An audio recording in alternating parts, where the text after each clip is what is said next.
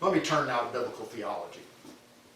By biblical theology, I do not mean a theology based on the Bible, as any Christian theology should indeed find its basis in the teachings of Scripture. Rather, I mean what theologians describe as biblical theology is distinct from systematic theology or dogmatics. As Roy Zuck explains, biblical theology seeks to find its theological categories and emphases within the Bible itself, and not from rational or classical patterns derived from without and imposed upon Scripture, unquote. Systematic theology considers biblical data and arranges and categorizes and explains that data using philosophical approaches that may or may not be consistent with the theology of biblical documents themselves, and which may impose meanings on the textual data that are inconsistent with the original theological context. While there is a place for systematic theology in the consideration of church tradition, natural theology, and other influences employed in that discipline, biblical theology confines itself to the themes and concepts found in the Scriptures themselves. Edmund Jacob further suggests that dogmatics must constantly reassess its conclusions based on the results of the work of biblical theology. So even if you're working in systematics, you've got to base your work on sound biblical theology. If we allow the Bible itself to set the categories for how we describe God, we must begin by recognizing that the Bible does not attempt to define God in philosophical terms or present philosophical arguments for God's existence. The Scriptures do not focus on explaining the nature of God using categories such as omnipresence, omnipotence, omniscience, impassibility, essence, or even the Trinity. That's not to say that such concepts are not true or that they are not themselves based on biblical statements and ideas. It's simply an acknowledgement that there are no treatises in Scripture on the nature of God as we might find in a creed or a systematic theology. We should not, therefore, let philosophical assumptions determine God's nature and what He must do, but rather let the Bible define God using its categories. In the Scriptures, God reveals Himself in two ways. By descriptions of God's character, we'll return to that below, but even more, God is revealed in Scripture is by His acts. Those acts reveal His character. There is no treatise on this is what God, this is what it means to be God, and if this is what God is, this is what God must do. The Bible just says this is what God did, this is how you know who He is. So as Jacob says, the Scriptures do not bring us ideas about God, but acts of God. As Hassel notes, God introduces and identifies Himself by great events and deeds and words, and it is around those deeds and words that Israel responds in praise and worship, and that biblical literature originates. Biblical theology is, as Ladd observes, primarily a story about God, a description and interpretation of the divine activity, not a system of abstract truths. Consequently, as Westerman contends, if the Scriptures present God through a story, the structure of a biblical theology must be based on events rather than concepts.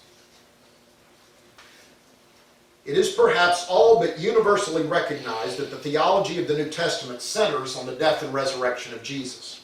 The problem of the center of Old Testament theology, however, has been widely debated.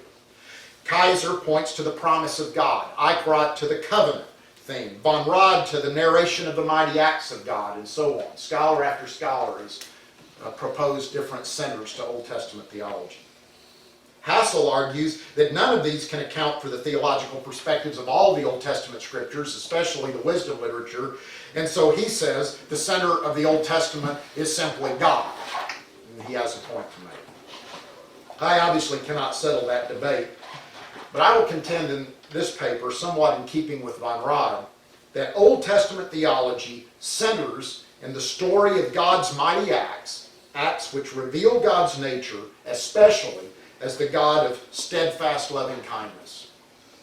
A few of these mighty acts, and there's a long litany of them in the Old Testament, A few of these mighty acts principally serve to shape the story of God and how he is revealed to Israel. These few rise above that great litany of all the great things Yahweh has done to become common expressions of faith, sources of revelation and exposition about God and his relationship to his people, and are foundational not only for the theology of the Old Testament, but also for the New. Let me briefly summarize these few mighty acts of God that shape theology of the Old Testament and of all of Scripture. First among these, of course, is the creation, which first reveals God and his purposes for humanity, as he creates a world that is good for his creation. Next is the promise to Abraham, that not only points toward the Exodus and shapes much of the language of the New Testament, but in fact, in some ways, provides us very simple three-part outline for the rest of the story. God promises to Abraham a nation, as vast as the stars, and he creates that nation. Promises them a land, he gives them the land, and they settle it and live in it, and eventually kicked out of it. And he promises through them to bless all the nations of the world, which is largely the story of what God does through the prophets and then, of course, through Jesus. Third, and as I'll point in a moment, most importantly, is the Exodus narrative from Egypt to the Promised Land, that is not only the greatest of God's mighty acts, but is in fact itself a whole series of the mighty acts of God. The Exodus serves not only as the foundation event for the faith of Israel, it also serves as the setting for the gospel event, as Jesus chooses the Passover as the setting for his death and resurrection. Fourth, God selects a shepherd boy to be king and then calls the king to shepherd his people, which will become the standard against which all future Israelite kings would be measured. It transforms Israel's language of worship and leadership. The images of God as king and shepherd begin with that event and with the writings of David. And for that matter, it's the source of much of the Messiah and kingdom language in the Gospels. And then finally, the exile dominates much of the Old Testament. It affirms what the Exodus narrative revealed about God. It provides the context for much of the message of the prophets and shapes most of the eschatological language of the New Testament, including the teachings about final punishment. Each of these events serves to reveal God and to shape the way the story of God is told. Of these, the Exodus event is unquestionably the foundational event. However, Westerman objects to that, which just goes to show you can always find someone who will question the unquestionable. But the story of Moses from the burning bush to the promised land is the great narrative of God's self-revelation in the Hebrew Scriptures. God's declaration that I am the Lord your God who brought you out of Egypt not only opens the Ten Commandments, but is repeated some 70 times throughout the Old Testament. In a manner somewhat parallel to the New Testament, this narrative about God from the Torah is a foundation narrative revealing Yahweh as the God who brought Israel out of Egypt, much like the Gospels reveal that God is the one who raised Jesus from the dead. These two affirmations,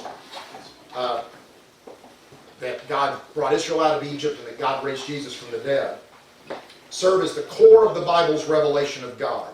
Thus, the center of each testament is a mighty act in which the love of God is demonstrated through this faithful saving act of his people.